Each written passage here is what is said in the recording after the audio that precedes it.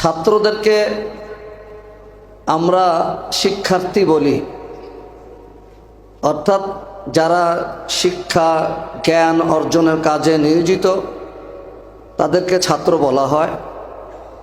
আমরা আমাদের ভাষায় তাদেরকে তালেবে ইলম বলি, আরবি ভাষা।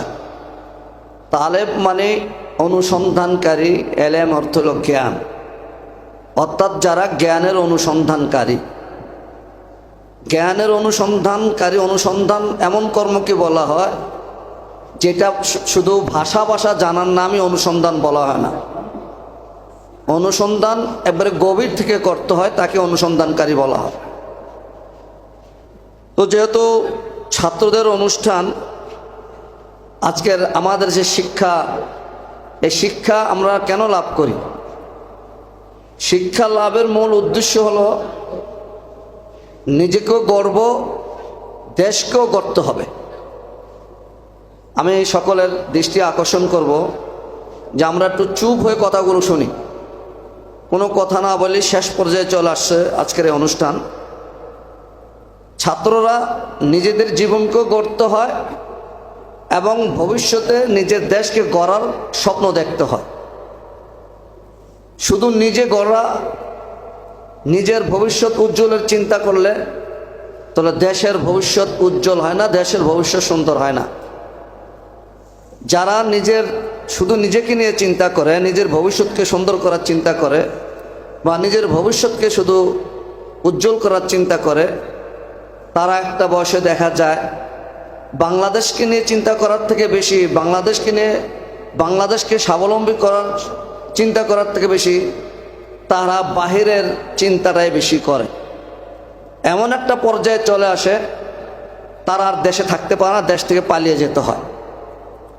এই জন্য আজকে যারা এখানে শিক্ষার্থী আসছো, তোমাদের কাছে আমাদের জোরালো দাবি থাকবে এটা, শিক্ষা অর্জন করতে হবে নিজের ভবিষ্যৎকেও সুন্দর করার জন্য এবং দেশকেও সুন্দর করার জন্য। শিক্ষা শুধু ভোগবাদী শিক্ষা যাতে না হয়। আমাদের একটা প্রবাদ বাক্য আছে, যদি বলা হয় দুয়ে দুয়ে কত, বলে 2 দিয়ে 4 রুটি।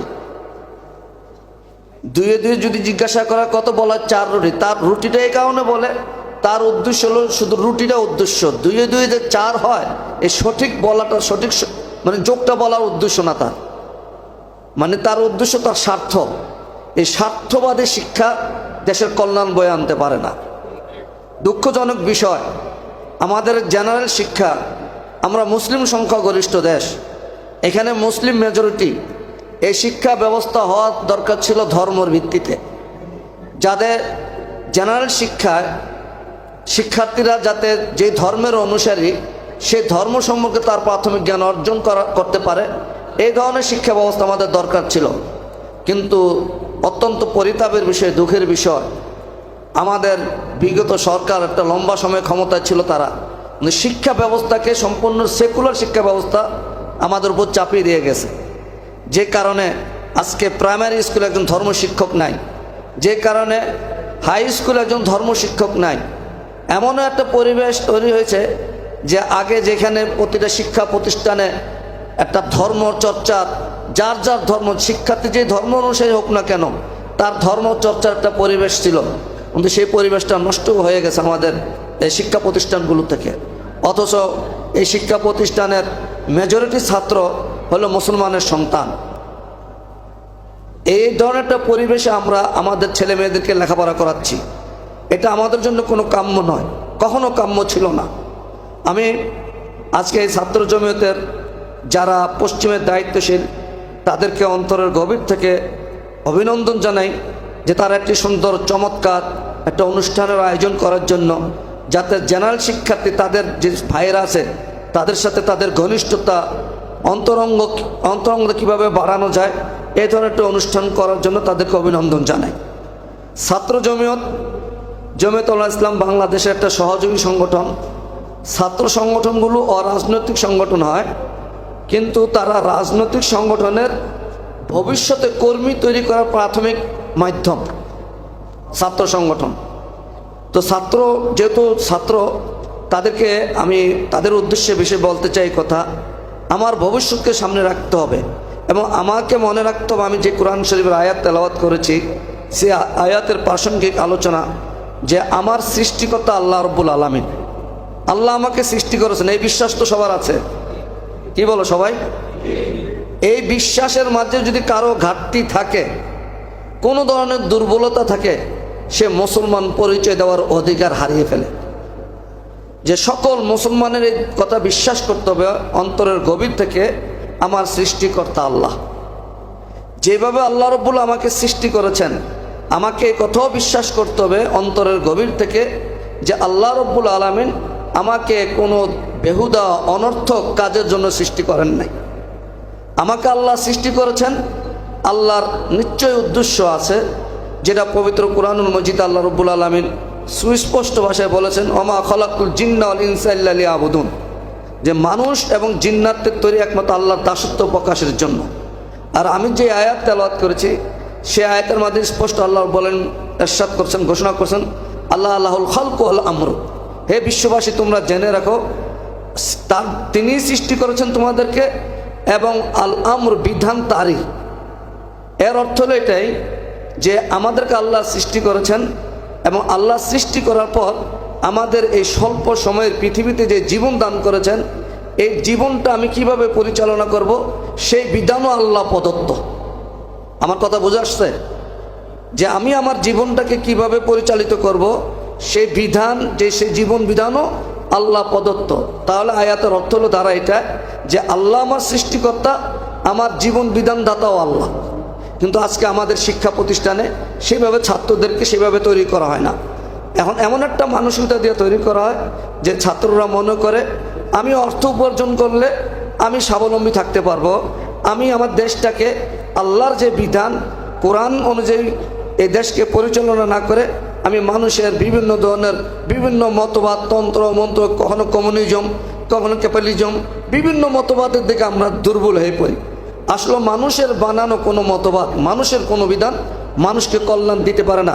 আজকে কমিউনিজমের অবস্থা কি, রাশিয়ার কি অবস্থা, চীনের কি অবস্থা। চীন যদিও অর্থনৈতিকভাবে অনেক ডেভেলপ করছে, কিন্তু চীনের মানুষকে দেখলে মনে হয় একটা যন্ত্র। এরা সকাল ঘুম থেকে ওঠার পর থেকে কাজ শুরু করে, সারাদিন কাজ নিয়ে ব্যস্ত। এবং তাদের যে আমরা বাংলাদেশি মুসলমান, আমাদের যে একটা ফ্যামিলি আছে, একটা পরিবার আছে, একটা বাবা মা সন্তান ভাই বোন, যে একটা সুসম্পর্ক, ওদের লাইফ স্টাইলে সেটা নেই। ওরা ভিন্ন, ওরা মনে হয় যেন রবট, সারাদিন কাজের জন্য ওদেরকে আল্লাহ রাব্বুল আলামিন তৈরি করছেন, এমন একটা ভাব ওদের। তো আমাদের কথা হলো আমরা মুসলমান, আমাদের জীবনের সব কিছু ইসলামের নীতিমালার আলোকে পরিচালিত হতে হবে। ইসলামের বাইরে আমাদের জীবনের কোনো অংশ যাতে না যায়। আমরা মুসলমান, আল্লাহ রাব্বুল আলামিন আমাদের জন্য পরিপূর্ণ জীবন বিধান দিয়ে দিয়েছেন। আমার রাষ্ট্র ব্যবস্থা কীভাবে পরিচালিত হবে সেটাও ইসলামে আছে, আমার অর্থ ব্যবস্থা কীভাবে পরিচালিত হবে সেটাও ইসলামে আছে, আমার বিচার ব্যবস্থা, আদালত, আইন আদালত কীভাবে পরিচালিত হবে, ফৌজদারি আরও দেওয়ানি মামলা, যত ধরনের মামলা আছে সেগুলো কিভাবে পরিচালিত হবে, এগুলো সব ইসলামে বিস্তারিত আছে।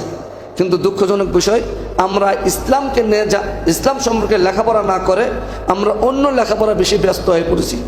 এই জন্য স্কুল কলেজের যে সমস্ত ছাত্র ভাইরা তোমরা এখানে আসছো, আমরা তোমাদের প্রতি দাওয়াত থাকবে, তোমরা ছাত্র জমিয়তের সদস্যপদ গ্রহণ করে নিজেদের ভবিষ্যৎকে একজন মুসলমান হিসেবে, ইসলাম ধর্মের পূর্ণাঙ্গ অনুসারী হিসেবে গড়ার যে কাফেলা, সেই কাফেলার সাথে তোমরা শরীক হবে এবং নিজেরা গড়ে এক বাংলাদেশকে যাতে সুন্দর করা যায় সেই কাজে তোমরা নিজেদেরকে নিয়োজিত রাখবে। ছাত্র জমিয়তের এখানে মৌলিক কয়টা কর্মসূচি আমি শুধু হেডলাইনগুলো পরে তোমাদেরকে শোনাবো, যাতে তোমরা এর ছাত্র জমিয়তের কার্যক্রম তোমাদের একটা প্রাথমিক ধারণা তৈরি হইতে পারে। ছাত্র জমিয়ত বাংলাদেশের স্থায়ী মৌলিক কাজ হলো পাঁচটা কাজ। 1 নম্বর কাজ তাহজিবে নফস তথা ব্যক্তি গঠন। তাহজিবে নফস এটা আরবি উর্দু শব্দ, যেটা বাংলা বলে ব্যক্তি গঠন। আমার ব্যক্তিকে আমাকে গঠন করতে হবে। আমার ব্যক্তির জীবন যদি সুন্দর না হয় আমার ভবিষ্যৎ অসুন্দর হবে, আমি অনৈতিক হয়ে যাব। এই জন্য 1 নম্বর শর্ত হলো ব্যক্তি গঠন করতে হবে। 2 নম্বর হলো হুসনে খুলক তথা উত্তম চরিত্র মাধুরী। আমার চরিত্র, আমার ক্যারেক্টার হয়তো ভালো, আমার চরিত্র যদি নষ্ট হয়ে যায় আমি হয়ে যাব অনৈতিক। আমার দ্বারা আমি নিজেও ব্যক্তিগতভাবে ক্ষতিগ্রস্ত হব, আমার পরিবার ক্ষতিগ্রস্ত হবে, আমার সমাজ ক্ষতিগ্রস্ত হবে, আমার রাষ্ট্র ক্ষতিগ্রস্ত হবে। এই জন্য উত্তম চরিত্রের অধিকারী হতে হবে। তৃতীয় নম্বর হলো খেদমতে খালক। খেদমতে খালক এর অর্থ হলো মানব সেবা, সমাজের সেবা। অর্থাৎ আমি নিজেকে এমন মানসিকতায় তৈরি করব যে আমার দ্বারা মানুষ উপকৃত হয়, আমি মানুষের উপকারে আসি, আমি সমাজের উপকারে আসি। আমি ভবিষ্যতে যে অর্থ উপার্জন করব, যে টাকা পয়সা উপার্জন করব, তার একটা অংশ আত্মপ্রীত মানবতার কাজে যাতে ব্যয় হয়, এই মানসিকতা নিয়ে আমাকে গড়তে হবে। চতুর্থ, তানজিম বা সংগঠন। আজকাল সংঘবদ্ধ হওয়া ছাড়া মানুষ সফলতা পায় না। এই যে ছাত্র জনতার যে গণ অভ্যুত্থান 24-এর ছাত্র জনতা সংঘবদ্ধ হয়েছে, এই কারণে সফলতা পাওয়া গেছে। যদি বিক্ষিপ্তভাবে হতো তাহলে হয়তো এই সফলতা আসতো না। এই জন্য তোমাদের কাছে দাবি থাকবে, এটা আমাদের, তোমরা ছাত্র জমিয়তের পতাকা তোলে সংঘবদ্ধ হবে। পঞ্চম নম্বর হলো দাওয়াত ইলাল্লাহ তথা আল্লাহর দিকে আহ্বান। মানুষ, আমরা উম্মতে মোহাম্মদ হিসাবে, মোহাম্মদ সাল্লাল্লাহু আলাইহি ওয়াসাল্লাম উম্মত হিসাবে প্রত্যেক মুসলমানের দায়িত্ব হলো এক মানুষকে আর মানুষ দিনের দাওয়াত দেওয়া, আল্লাহর পথে দাওয়াত দেওয়া, ইসলামের পথে দাওয়াত দেওয়া। এই যে মৌলিকভাবে 5টা কর্মসূচি, এই কর্মসূচি অনুযায়ী যদি আমরা কাজ করতে পারি, ইনশাল্লাহ আজকে যে ছাত্র সমাজের শিক্ষা প্রতিষ্ঠানগুলোতে দেখা যায় যে সমস্ত অনৈতিক কাজগুলো হয়, অস্ত্র জনজননী হয়, বিভিন্ন টেন্ডারবাজি, চাঁদাবাজির মাঝে অনেক সময় ছাত্রদেরকে জড়িয়ে পড়তে দেখা যায়, এই অন্ধকার জগৎ থেকে ছাত্ররা ফিরে আসতে পারে। আল্লাহ রাব্বুল আলামিন আমাদের সকলকে তৌফিক দান করুক।